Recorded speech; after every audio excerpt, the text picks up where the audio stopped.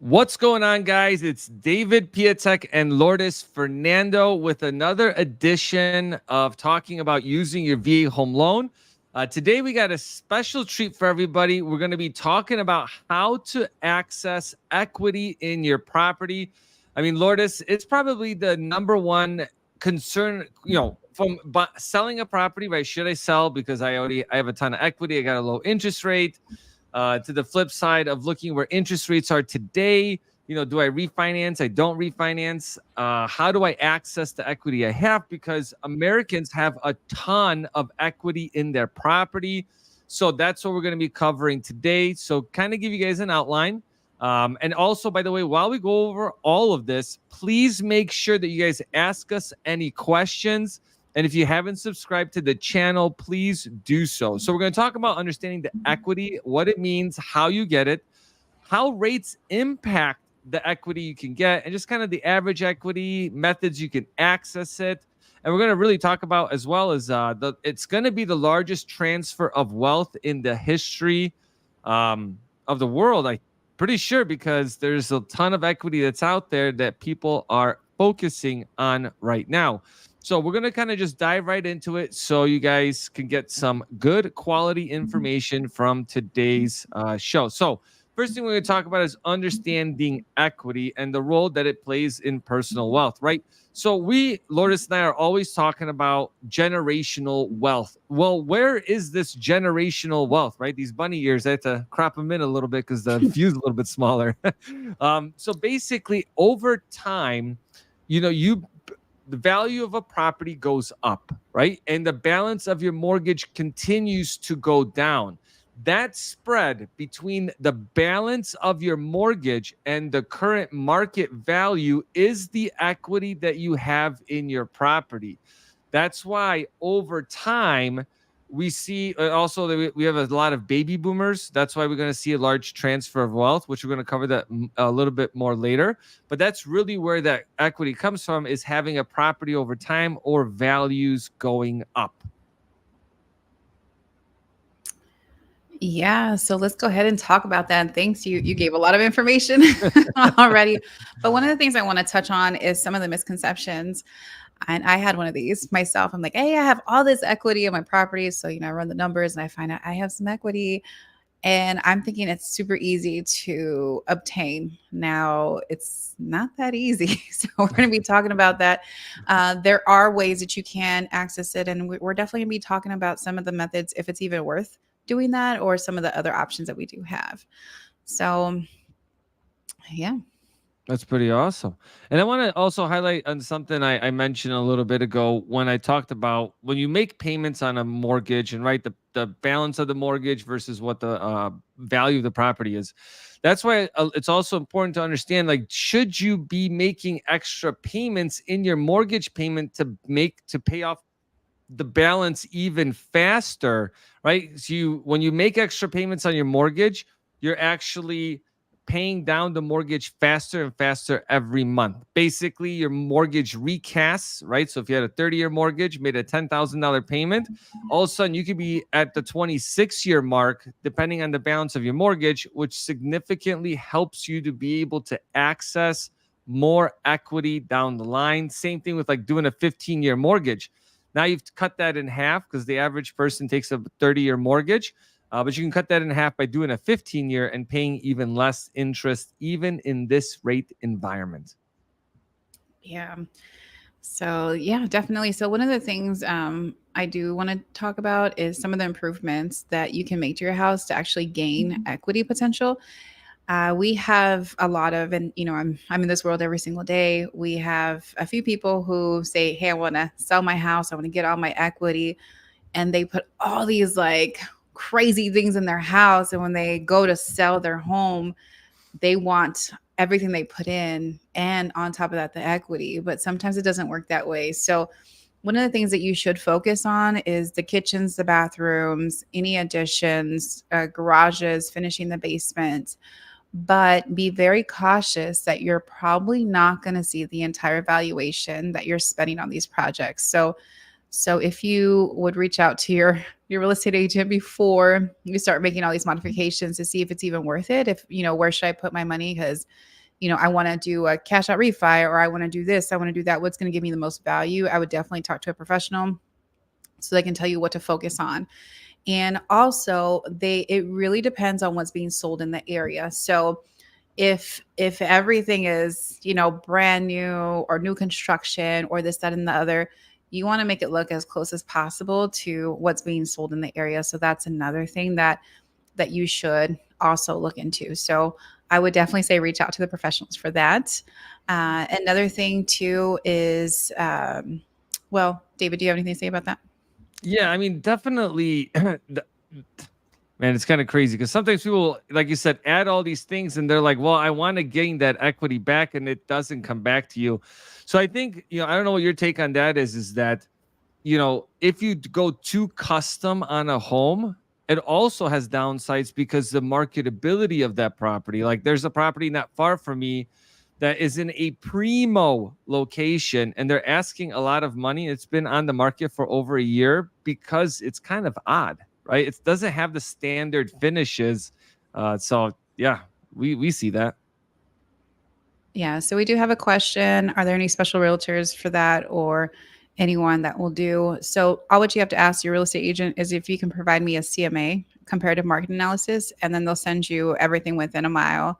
And if you're in the state of Illinois, I can do that for you. But if you're somewhere else, then reach out to probably whoever sold your home or what have you. But you do want to see, hey, can you just give me a CMA? I just want to make sure I don't overdo it, and Right. and speak with someone. Yeah, and that's going to be in real time, right? On those finishes. And then in some markets, like, I do a lot of work out in the DMV, DC, Maryland, Virginia. Sometimes people will do some improvements to the property, and all of a sudden those values go up a lot. But just know that we are connected with agents across the country. So if you guys are looking for a referral, please don't hesitate to reach out to us. Our information's down in the link below. So you can also schedule a call with us on that. And speaking of like that CMA, Lourdes, it kind of has that broader picture. Not only is it like, hey, I'm looking to do improvements, but it's like, hey, where do I currently sit? And one of my favorite things that people say to me is, David, I looked on Zillow and my property value is this. Lourdes, how do you feel about those automated valuation models, which also in the more lending business, they're called AVMs, right? Automated valuation models. So, well, how Yeah. do you feel about those? How accurate are Well, they? well, how accurate? Not too accurate. It's just an algorithm. I mean, they just go based on square footage, bedrooms, bed count, but they're not factoring any type of renovations or modifications or different blocks or anything. So it's just an algorithm, and I would definitely consult with a professional. Even the CEO of Zillow said that he wouldn't use a Zillow estimates. So that just goes to show that they are not a good indication of what the value is. So, and I'm sure with AI we're starting to see a little bit better, but I would definitely consult with the actual real estate agent so they can do apples to apples. And if they don't give you a good comparison, then find another one that can. Right. Right. And that's the thing too, is like sometimes your home may be so unique that it can be tough to get like an assessment of what that value is going to be. And one thing that I do want to touch on is that there's definitely, a lot of positives in accessing equity in your property, but there's also some risk associated with that, right? Let's say you have $100,000 in equity, but let's say you use a VA loan. We're going to talk about this a little bit later. You could do 100% cash out refinance. If you tap all that equity in your property, and let's say you have a life event and now you have to sell that property, now it makes it even harder to be able to do that, which you just really have to be careful with that. And we've seen people take out second mortgages and not be able to pay them once the amortizations have changed, which again, that's something we're going to cover here in a little bit because it's one of the options on accessing equity. And a lot of people just don't realize what they are and how they work. And the reason why I say that is because everyone we talk to wants a 30-year fixed rate mortgage. Well, guess what? A lot of these products, they adjust every month. which is scary. So Yeah, I think that's something we should jump right into, David. yeah, I well, know it's on our topic, but that is when I learned on about the HELOC, I'm like, oh my gosh. So initially, I wanted to pull home equity line of credit from my building and go buy a multi-unit and use it as my down payment. And I was like, oh, like the interest on that is like not feasible. So my next plan was to get a property that I can fix up, do a cash out refi, pay my HELOC back, and with the proceeds from this property, go buy my multi unit. Because the other way around, I'm going to be stuck paying this interest. David, can you tell us a little bit how the HELOC works, yeah, please? let's actually, you know what? I know we're going to talk about that a little bit later, but let's dive into actually accessing equity and how that actually works, because that's probably what most people want to know and understand, right? So, ways that you can leverage your current mortgage is that you can get what's called a home equity line of credit, also known as a HELOC. You can also get a loan, right? And I'm going to explain the differences between those. And then if you want to refinance the entire property, then it'd just be a cash out refinance. Now, there's different ways you can access that. You can use a conventional loan to do a cash out refi. You could do FHA, and then also VA, right? VA kind of gives you the best because you can go up to 100% of the value. It's the only loan product that's out there. So let's break down what each of these things mean and how they work. So, a home equity line of credit, also known as a HELOC, is where you have a 30-year mortgage. The first 10 years of that mortgage are interest only. And that's when you're able to use that HELOC was within that 10-year period. And then after those 10 years, the remaining 20 years, it becomes a fixed rate mortgage, and it re-amortizes as a 20-year mortgage because you have to pay it back. Now, within that first 10 years, what typically is going to happen is that it's like a checkbook. So for just this ease example, let's say you get $100,000 line of credit against your house. But you don't have to pull that $100,000 right away, right? You can do zero money and just let it sit there for 10 years. Now, normally the fees associated with those home equity lines of credits are relatively low. They don't do an appraisal normally. They just do what are called the AVM, right? They just use these automated models. They're like, yeah, you're good to go. Here it is. They still verify your income to make sure you can actually qualify for the payment. And then you pay an annual fee to be able to maintain those, right? So it's just $100 a year, and then up until the 10-year mark, and then it re-amortizes. But if you paid it off, then it's whatever. It doesn't make a difference anymore. So even if you have a VA loan right now, you can still get a second mortgage as a regular home equity line of credit. Okay. The other way that it works is what's called a HE loan. That's just a fixed rate second mortgage. So the rates on those vary widely. They can go as high as 16% interest. So the more money that you borrow, the more of a cost you're going to have. Now, those are typically amortized over a 30-year period, so it makes it a little bit nicer. So if you have a really low first rate mortgage, then it makes sense not to refinance the whole thing unless you just can't get a HELOC or a HE loan, because typically you need higher interest rate, higher credit scores, and lower debt to income ratios to be able to do those, right? So I know I'm talking a lot, but I'll give you a recent example. We had a client that came to us that was able to take advantage of just doing a regular cash out refinance, and they saved over $2,500 a month by doing that because we consolidated a lot of their other debt. Right now, that's a whole different topic to talk about. Understanding, do you use equity paid debt or not? Just because there's a lot that goes into that. And something that you guys should also note, that it's really hard to get a HELOC or a HE loan or a cash out refinance on an investment property. I don't even know, Lourdes, I know you're shaking your head because it's just not, I don't know of anyone that does them. The only time I've seen HELOCs done is on commercial loans. But I'm going to let you talk first, and then I'm going to talk about commercial, like how that works, like what type of loans you can get. Oh yeah, on a multi-unit is very difficult. A lot of banks do not loan on anything more than a 2 unit. So definitely before you make them run your credit. So just to give a little bit of point of reference, I've been trying to do this for the past year, and I've had issues with my debt to income. I've had issues like with all the scrutiny. I'm like, well, why are you double counting this? Why are you doing this? And I had to completely redo all my strategy for taxes. Now I had to pay more, obviously, to the IRS. I mean, all these strategies that would normally work.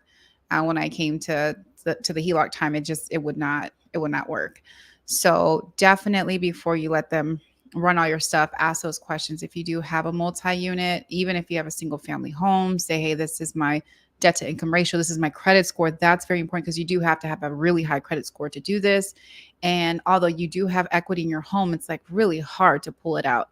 They told me, yeah, you can do a cash out refinance. My interest rate is at 2.75. They wanted me to almost I think at that point it was like almost like a 7 or 8%. I was like, you're absolutely insane. They're like, we can do that, no problem. But the HELOC, oh no, you got to jump through all these hoops.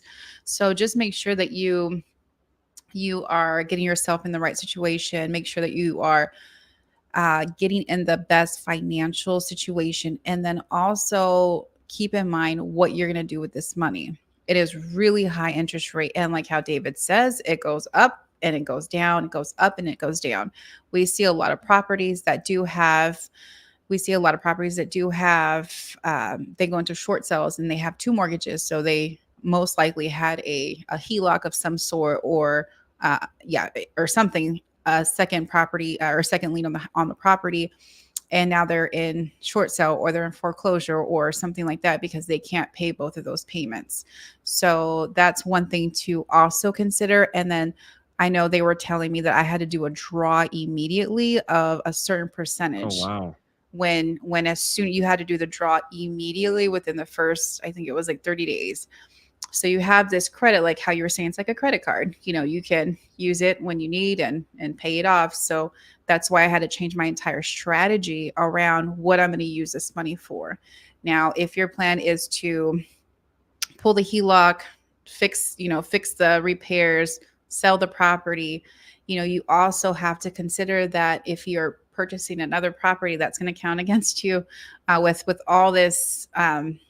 I'm sorry, it's gonna eat into your equity. But if it makes sense, then it will be a good opportunity for you to do that. So if you're gonna spend $20,000 to finish a basement, but yet it's gonna give you $100,000 of valuation, then that's gonna be a good investment. So you really have to figure out what you're going to use for this money and make sure that it's not going to put you in the hole, because those interest rates do fluctuate and they are a lot higher than what you can get here. So Right. that's And that's the challenge. But you made a couple good points, and I want to elaborate a little bit. Is that if you have a first mortgage and a second mortgage, you stop making the payments on your first mortgage, they foreclose. You stop making the second mortgage payments, they'll foreclose. So you don't want to put yourself in that position where you could jeopardize your property. Now, some people will use these HELOCs to start businesses. Again, that's pretty dangerous to do, because you could be, if the business doesn't end up doing well, and now all of a sudden you have all this additional debt you have to pay back. And if you don't pay it, you lose the house, you lose the great rate. yeah. If you use the V loan, you can lock it out, right? So there's a lot of factors you need to consider. And also one thing I'm going to elaborate on cash out refis next, because I think it's important. But another alternative is that you can get a personal loan, right? If you're looking, it depends on how much money you need. Is really if you need $100,000 of cash, okay, well then a HELOC might make sense because it's over a longer term. You're paying interest only, and you have a plan. If you're taking that money and trying to put it into uh, like those digital currencies, I don't know if that's a good idea, right? And so when rates are really low, people took a ton of cash out because the money was free, right? At 2.25, 2.75, that money was free. So a lot of people just went full out, took all the money out. And another thing is that even if you take $100,000 HELOC out and you don't draw against it, but now you want to purchase another property, a lender's going to calculate the max payment as if you took out the $100,000. So there's some danger to it if you don't know how to properly set that up for yourself so you can create that plan. And if you don't talk to somebody ahead of time, you just setting yourself up for success. Because unfortunately, I know, Lourdes, you and I see this, is people come in already, have thought through the entire plan to the end, but didn't consider finances, and now the finances block that. Now what do you do? I'm sure you've come across that. Yeah, all the time. So yeah, that when I was attempting to pull out my HELOC, and now I know I have a really good understanding of what it is. So I made sure that my income can support, outside of like my building, if I can afford my mortgage and I can afford the HELOC with no problem, no issue. And that's very, very important. And then they're also going to look at that if you do want to buy some more real estate. So, and one of the questions we have is like, what are some of the reasons to get these type of loans? And it, like David mentioned, to pay off some debt can be consolidate and pay off some debt. You can do some home improvements and you can do some investments.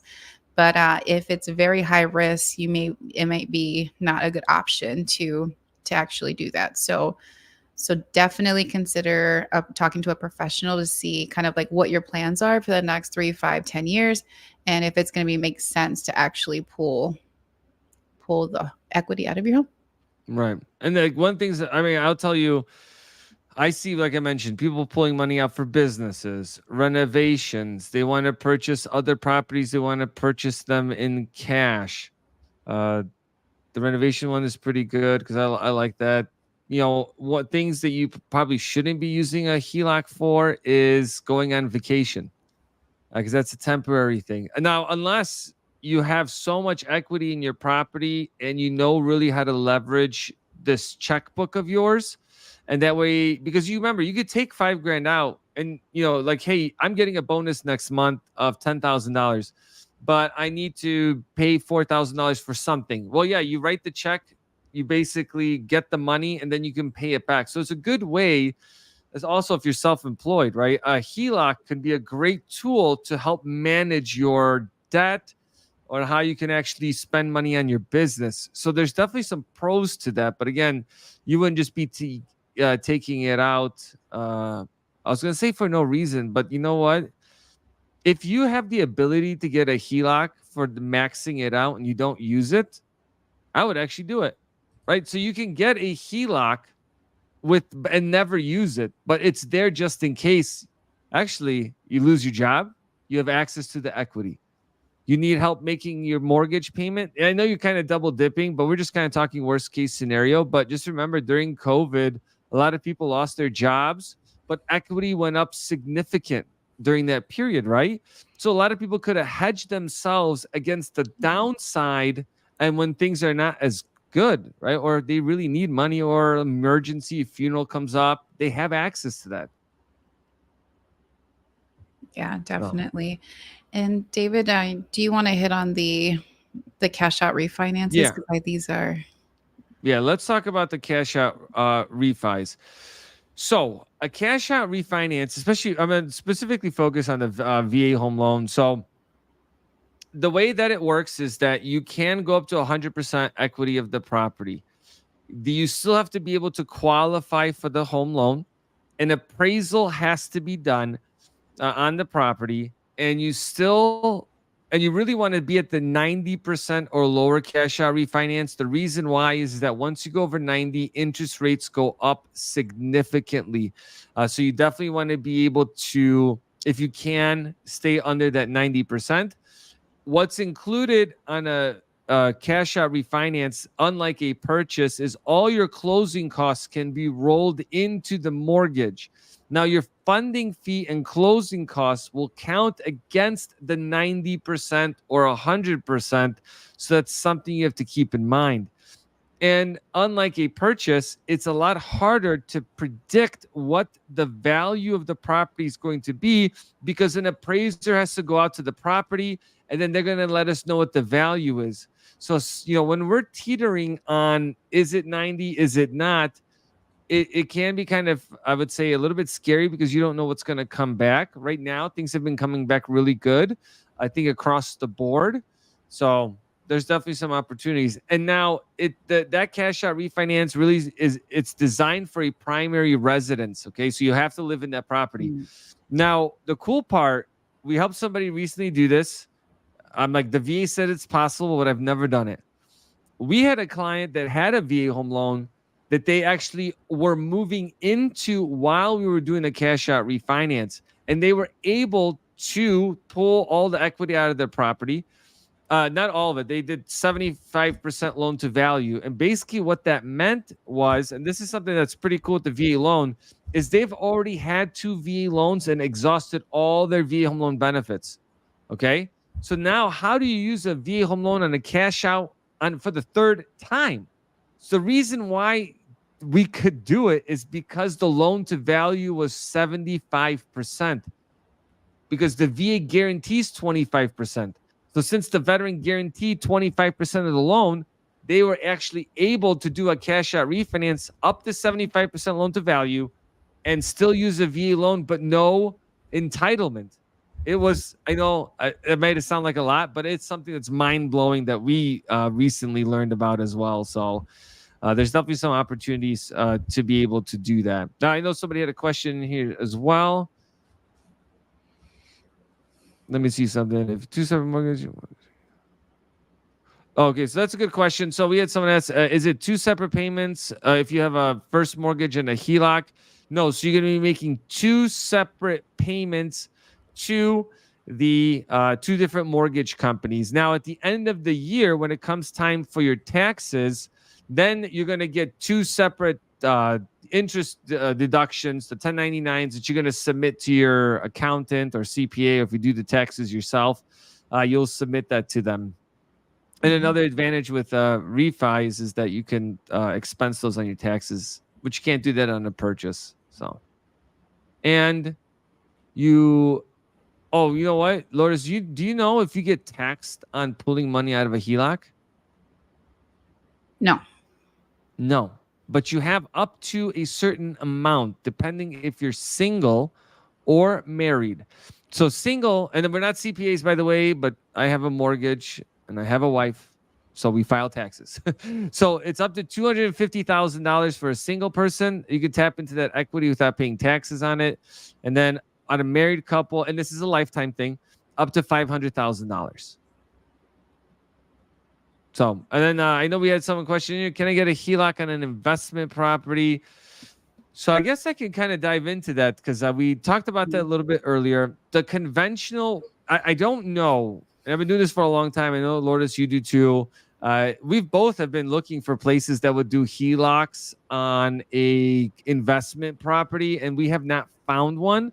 The only way that I know that they exist is through a commercial loan. Now, a commercial loan has a lot of flexibility. And typically, when people have multiple investment properties, you can do what's called a cross-collateralized loan. That's when a lender will bundle, let's say, 2 or 3 or 4 homes under one mortgage. And they basically refinance the whole thing as one. And then you're going to be able to get a line of credit, like a business line of credit, on those properties that then you can take and do whatever you want to do with. But you just got to make sure you make the payments. They're a little bit tricky. If you guys are interested in something like that and learning more, that's definitely more of like a one-on-one conversation to have with you. So please, you can schedule a call with us down below. So I know with my investment properties, I have a 4-unit and I was trying to pull a HELOC, and there's just a very, very few people who will do it. But they kept asking me if I'm owner occupied. So if you live in your investment property, there is a slight chance that you can get it. And there's only a few banks who do it. I had more no's than I have yeses on this specifically. So double check. And that's the first question that you should ask when you're trying to get into your HELOC is, hey, do you one, on my investment property, can you lend on my investment property as a HELOC, or is it strictly primary residence? And you do have to show proof, by the way. So is it, I don't know if you answer, what's the reason they won't do a HELOC on investment property? And so one of the reasons is that it's just high risk for a lender to be able to take those on. So just like I'll take a step back. So when you buy a primary residence, you get the best terms and rates that are out there. Second home is a little bit worse, and then the worst terms that you get on is an investment property because they are the highest risk loans. And the reason why it stands is that if I have a primary residence and I have an investment property, I'm going to be more likely to walk away from the investment property than I am a primary residence. And they also look at statistical data of how these mortgages perform is another way that they look at that. So just the risk associated with an investment property is much higher. And then also they're not subject to the same rules that a primary residence or a second home is obligated to as well. So that's another risk factor that's involved with that. But again, I don't know anyone that does them. Now, Lourdes, you made a good point though. If you live in that property, you have a multifamily, yes, you can do 100% cash out refinance with the VA loan. But most banks are going to be capped. I mean, the highest I've seen on a HELOC is going to be 90%. They used to, they did 100%, but that wasn't even like, I think maybe last or during COVID, I think they were just, like, they went crazy. People were just lending money out. It was like the Wild West, but you just have to be really careful. Like I said, because of that fluctuating rate, it fluctuates every month. So you could have something significant happen. Like when they raised rates, remember like 2 years ago when the rates really went from like 2.25% to 6%. Well, guess what? All those people's mortgage payments that had these HELOCs, all of a sudden they're paying 3 or 4 times more per month. And if you were banking on keeping that lower rate, obviously you can't lock it in. I don't even know if you can convert it at any point. You would have to basically refinance the second mortgage. Oh, actually, that's a good point. If you have a HELOC, you can get another second mortgage to pay off that HELOC if it has better terms. What I mean by that is, like, let's say the margin is lower, right? So your actual rate's going to be lower. Or if you know you have, you use the equity you want and you have a balance, then you can actually just get a HE loan, which has better terms anyways, because it's a fixed rate. And you can just take that second mortgage that you have right now that's on a HELOC and turn it into a fixed rate second mortgage. Yes, you can get a third mortgage on the property. You can get another HELOC if you want to. Wow. I don't know. Everyone's situation is a little bit different when it comes to that. So you really have to gauge what you have in your financial picture when you're looking at this. Again, we've seen people do them and they've had not much success, and other people have taken them and made a lot of money doing them and leveraging different strategies for that. But the thing is, though, all of this, right, is going to be affected by interest rates, right? Because, when rates were really low, HELOCs weren't really a thing. People were just more focused on taking out money, just doing regular cash out refinances on their properties. So it's just something that, we kind of see. So, but let's talk about a little bit. I know we talked a lot about that. Let's talk about some of the average home equity in the United States. Lourdes mentioned earlier is that you really need to talk with a professional. They need to come out to the house, see the finishes, kind of see all of that to really determine that. But on average, the average person in the United States has about $300,000 in equity. Now, remember, this is kind of an average because of what we talked about a little bit earlier.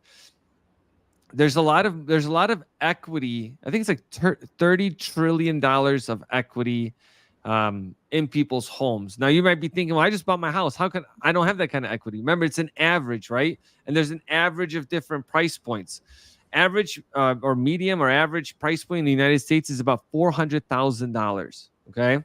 And then you have a lot of people that have had their mortgages for a long time and they're older that have paid off their properties. So they don't have a mortgage. They may be just paying taxes on the property itself. So I know it's about timing, Lourdes, right? Yeah. I know we had another question. I don't know if you want to address that right now because it kind of ties in. Let me see. It's a good question here. I have a 2.25 on my investment property and 5.75 on my primary. Both are VA loans. So is there a way to get an equity out of my investment property? Is like, yeah. So that's you can do a cash out. Yeah, the problem is that to do a HELOC on that property when you get such a great rate, it makes it tough. Unless you could do a conventional cash out refinance. You can do that. Okay. But the terms are just not going to be good. They're going to be really bad compared from that 2.25. But it's going to depend on what you're going to do with that money. If that money can make more money than what the rate you're going to get, well, then it makes sense all day long.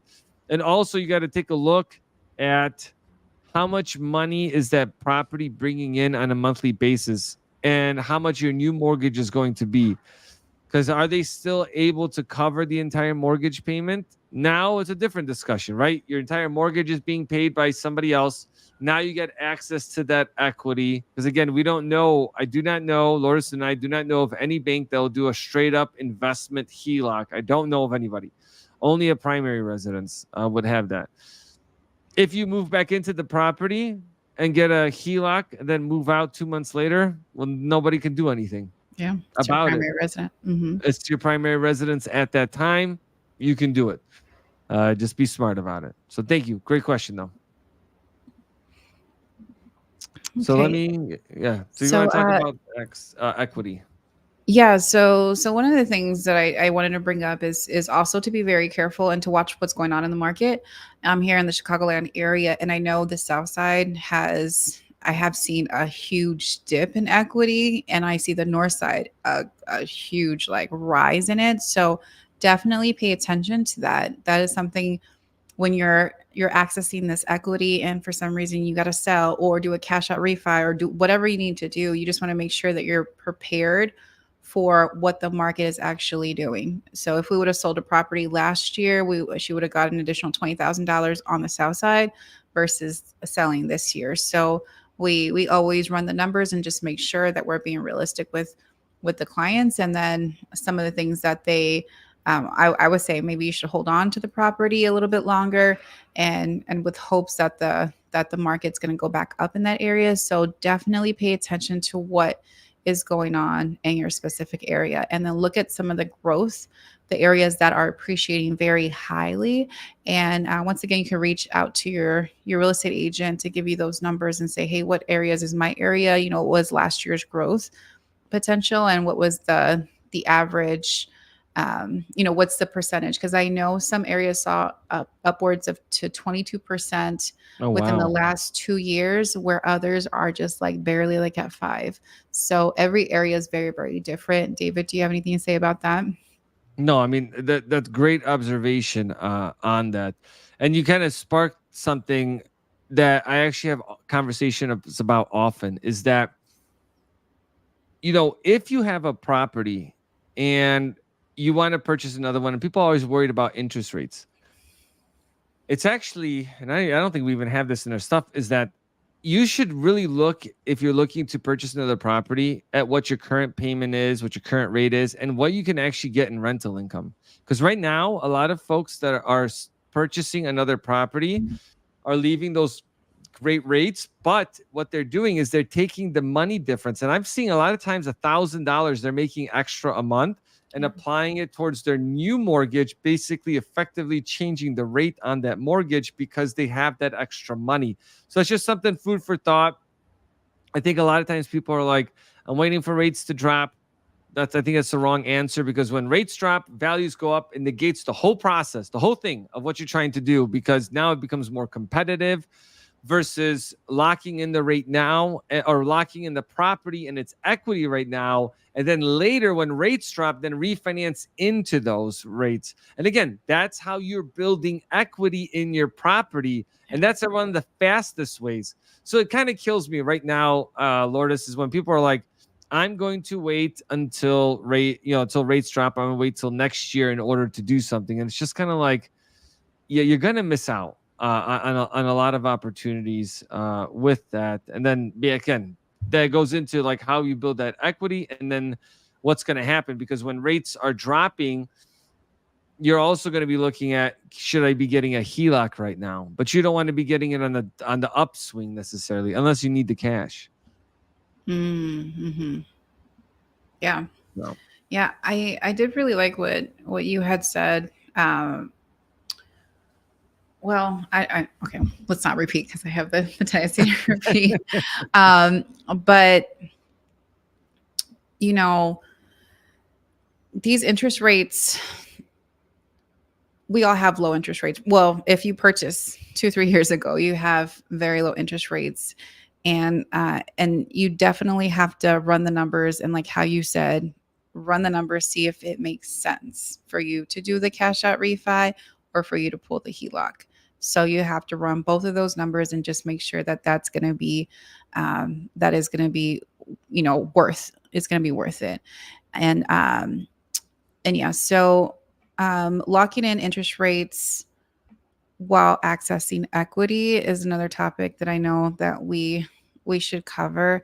And it, once again, I'm just going to keep going back to like you have to write everything out and see if it makes financial sense what you're trying to do. Like I shared earlier, my thing was like, I'm going to pull this out. I'm going to go get me an investment property. It's going to be my down payment. And when I learned on how the product worked, I was like, this is not gonna make sense for me to pay $2,000 a month, and it's just not going to cover. So I had to put everything. I said, okay, this is the actual plan. So take the time and really analyze the numbers, write everything out, talk to professionals, talk to David, talk to me, say, is this making any financial sense? What should I do? You shouldn't do this alone, because especially trying to strategize and make sure that it's going to be the best option for you. Yeah, it's and don't forget also, if you need like 5 or 10 grand, also a personal loan. And Yeah. people will be like, well, the rates are high on those. Look at the overall interest you're going to pay. That's it. It's got to make sense. And if it's like a 5-year term, but you're going to sell the house in 2 years, but it's going to give you the equity that you want, and you can make the payment in the meantime, but you don't have to lose the first. Again, those are things that you need to really, like Laura has said, is write that out, because the last thing that you want to do is make a mistake. If you did that cash out refinance instead of doing a HELOC, you can't reverse that. You cannot go back and get that lower term. But again, if your financial picture, Lois, it's like one thing is you write it out, but can you actually do it? That's the other part. If you can't do it, then the cash out refi may be the only way to do it. And then it is what it is. And then you're going to wait again for rates to drop, and then you're going to refinance. But learn how to leverage those products. And then when rates really do drop and you do have a HELOC, just make sure you refinance into a HE loan and lock in the lower interest rates, so you don't have to worry about it fluctuating too much. So yeah, it's just kind of, it's such a double-edged sword when it comes to that. And it kind of, the equity, I want to talk about this this part right now, is the largest transfer of equities is happening, and it ties into the overall picture for yourself. And then for the people that are out there, they're thinking like, well, I want to buy at some point, and it's a competitive market, right? And a lot of people have money. So where are they getting this money from? And Yeah. the one thing that I see a lot of people get money from is parents, because they may have accumulated a lot of money in the stock market over the years. Because remember, people that started 30, 40 years ago have a big up on us, on a lot of people. I say us, but on a lot of people, because they have houses that are paid off. They have stock, and that stocks have grown from pennies to hundreds of dollars, right? So people do have money, and the people have a lot of equity in their property. And when they pass away, that transfers to their kids. Mm-hmm. So most of the time, if they like them. Yeah, and one thing on the flip side, if you are a buyer looking to get your next property or what have you, there is so many cash buyers out there in some of the areas where it's high appreciation for equity. So some of these areas, for example, I had a client that was looking at a multi-unit for quite some time on the north side of Chicago, and we just kept getting outbid after outbid with cash buyers going 20, 30, $40,000. And they're saying $20,000 is not an issue for us, all cash, because in the next couple of years, the equity potential is going to be through the roof. So I see it, and they're also seeing it. So this $20,000 that wouldn't be, or $30,000 that wouldn't be, that's a big deal for us to put that, cash is nothing to them because they see the equity potential. And like how you said, this area has just exploded in some areas. So definitely pay attention to that. Yeah, that's the thing. Like I also bring up when you talk about bidding on properties, right? Is that sometimes you go over asking price because in a couple months from now, when rates drop, guess what? That equity is going to be matched up, and it also depends on how long you're going to stay in that property. So, if you're thinking short term, okay, I get it. Like you really don't want to be going over, but if you're like, hey, we're going to live here for 15, 20 years or 30 years, or we're not going to plan on moving, then again, it's something that you got to consider with that. But it's the same thing when you own a property, you build that equity, you can tap into that equity. You turn it into an investment property, someone else, and that's another actually way that you grow equity is by somebody else making that payment for you, like a tenant would. That's another Mhm. way that you're building equity in your property because it's not money coming out of your pocket. It's like when you own a multifamily property, hopefully you making enough money on the rental income to almost cover or almost cover your entire mortgage payment. That is leveraging equity right away because someone else is paying that payment. You're gaining an equity, balance goes down, and values hopefully continue to go up. But like Lourdes mentioned, you can see a shift in what's happening, so just be aware of that because yeah, I mean, I've talked to people that were like, "Oh man, I was thinking about getting out of this area or selling it. Now I've dropped a ton in equity, and now I can't sell it. Now I don't have good tenants. Blah blah blah." So, Yeah, another thing too that you should also look into is the market rents on how they're just going through the roof in certain areas as well. right. So I know right now I work very closely with a specific building, and they can't sell a lot of those units for whatever reason, but the rents have gone up substantially in the past, I want to say 2 years, and No, that's another thing that you should also consider is what the rents are going for right now.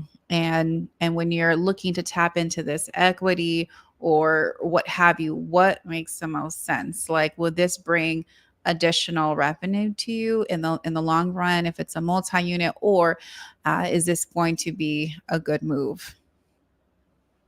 for sure. No, I appreciate that, Lourdes. Yeah, a lot of good insights into that. Now, is there a way that uh, people can see or how they can track that shifting market relatively easy for themselves or like in an automated way? I mean, I know we have systems in place. It's called neighborhoods. We can put somebody in and it just shows you what's coming on in the market. I would, this is where I would use like the Zillow and stuff like that is just to see kind of like what's popping up and then go through the pictures and just do a realistic evaluation. I love how they say my house is better. And then I look and I'm all like, this house is a little bit better than yours. So, yeah, so do a realistic say, okay, is let's compare apples to apples. We can't compare, an orange to an apple, obviously, Right. or a lemon to an apple, which we see a lot of those anyways. But Right. just make sure that you're making a actual assessment. That's where I would use a Zillow's for that reason. The valuation is not really where it needs to be, but you can see what's going on in your area. And I know some of the other sites will be able to, or you can even ask your real estate agent if they can, can never say that word, periodically Yeah, you got it. give you this information so that you can see kind of like what's happening in your area, what's the valuation looking like as well. We have access to market trends and we have access to so much, and just ask your real estate agent and they can give that over to you. That's awesome. Well, I think we've definitely gone over a lot of insights into the equity piece. So I want to just thank everyone who was on today. everyone that made a comment down below. We really appreciate that support because we really want to be able to get the veteran community engaged and not just, winging things or getting wrong information when it comes to real estate. So make sure you guys hit that like and subscribe button. We're going to have a lot more events coming up. I know that next Saturday, I'm doing a 12-hour marathon, 7 a.m. to 7 p.m. Central, 8 to 8 Eastern, around the VA home loan. And we're going to be talking about VA disability compensation. So it's going to be fun. So thanks again, everyone. And we'll catch you guys